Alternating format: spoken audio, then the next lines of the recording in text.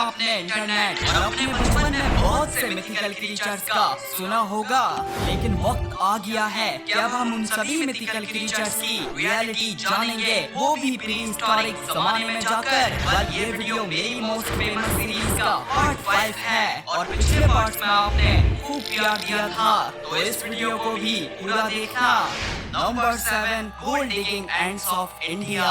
बल पुराने जमाने की कहानियों में जमीन से सोना निकालने वाली मिथिकल एंड्स बहुत ज्यादा फेमस थी और ग्रीक हिस्टोरियन हेरोडोटस का मानना था ये एंड्स असल में इंडिया में पाई जाती हैं। साथ में इनका साइज फॉक्स के जितना होता है और बॉडी में बाल भी होते हैं। पर दोस्तों, हमें मालूम है कि मॉडर्न इंडियन सब कॉन्टिनेंट में ऐसी कोई एंड्स तो नहीं पाई जाती और विभिन्न जमाने के हिस्टोरियंस का कहना है कि गोल्ड डिगिंग एंड्स असल में हिमालयन मार्मट जो जमीन में खुदाई करने के लिए जाने जाते हैं और पाए भी पाकिस्तान और इंडिया के नॉर्थ में जाते हैं, उनकी मिस इंटरप्रिटेशन हो सकती है।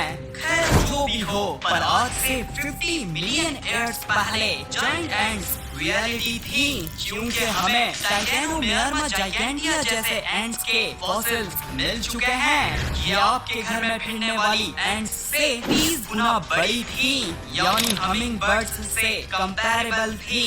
इसलिए इन्हीं के पास लार्जेस्ट एंड्स होने का रिकॉर्ड है। नंबर 6, चूपा काबरा। अगर आप मिथिकल एनिमल्स की थोड़ी बहुत नॉलेज रखते हो तो चूपा काबरा का नाम सुना ही होगा। ये मिथिकल एनिमल लाइव स्टॉक का खून चूसने के लिए जाना जाता है। साथ में चूपा काबरा देखने में किसी बदसूरत डॉग की तरह दिखाई देते हैं और खून चूसते हुए भयानक सी आवाजें भी निकालते हैं।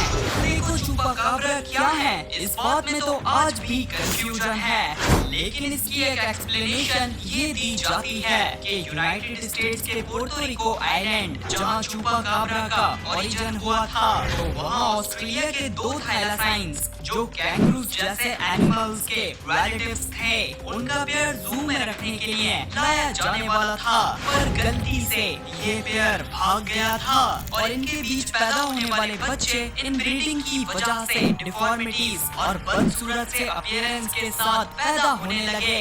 साथ में थैलासाइन कार्निवोरस थे, इसलिए लाइव स्टॉक में भी यही अटैक करते होंगे। खैर बात रही चूपा काबरा की भयानक आवाजों की, तो जरा थैलासाइन की आवाज भी सुन लीजिए।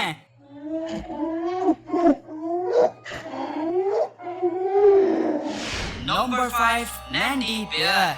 दोस्तों, ईस्ट अफ्रीका में रात के दौरान मिस्टीरियस नैंडी बियर नामी एनिमल इंसानों का सर चीरकर उनका दिमाग खाने के लिए मशहूर है।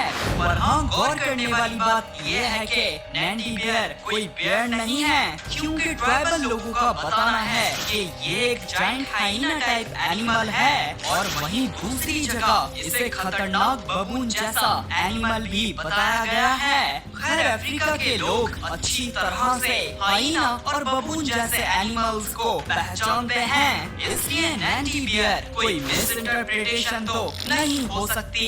इसी वजह से अगर पहले एक्सप्लेनेशन में बिलीव किया जाए तो पॉसिबल है नैंडी बियर एक्सटिंक्ट हुए जायंट शॉर्ट फेस्ड हाइनास हो सकते हैं। ये मॉडर्न हाइनास से कहीं गुना बड़े और खतरनाक थे। बाकी बात रही दूसरी एक्सप्लेनेशन की, तो नैंडी बियर एक्सटिंक्ट हुए डायनोपिथिकस जैसे एप्स की आखिरी पॉपुलेशन भी हो सकते हैं। और अगर मैं बोलूं इनसे खौफनाक एप इस दुनिया में नहीं आया, तो ये गलत नहीं होगा।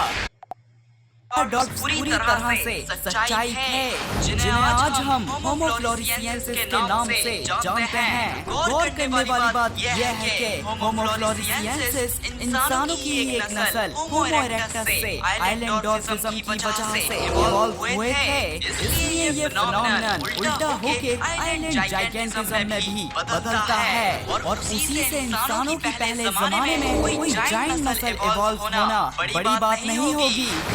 ऐसा कुछ होने का सबूत भी है?